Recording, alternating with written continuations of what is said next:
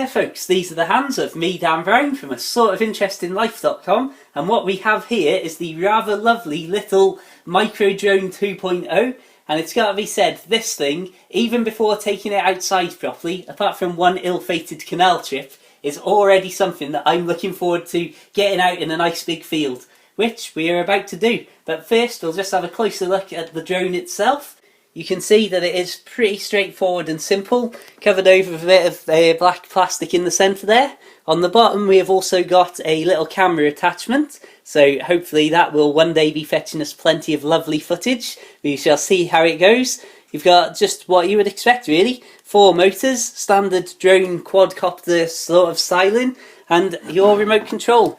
I'm not going to go into the details of controlling because there's all sorts of different modes and there's a lot more to it than you might imagine, but it certainly seems like once we get it outside in a wide open space, this has got fun written all over it. And what a fantastic fun little device this is. It's got to be said first of all that I apologise for not having any super really great footage or any onboard footage from it, because we did unfortunately lose it in the field next to this one for 27 hours. Yes, over a day. But that, I think, you can look at 2 ways. Like, oh, you took it out and lost it, rubbish. Or you can look at it as going, God, that speaks volumes for how good the range of control on this thing is, that we managed to fly it so far away from us that when it landed we weren't exactly sure where it was, and so it took over a day to find it.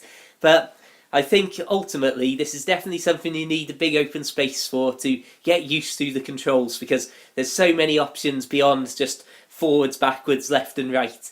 But once you do master the controls, I think this is the sort of thing that you would have really good total control over. The only real drawback I would say is that the camera's not HD, but I think there's one of those coming.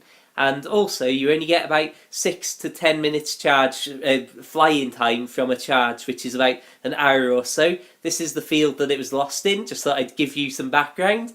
And we are about to see the drone take a very quick dunk in the canal. And once again, it's got to be said, this took about half an hour to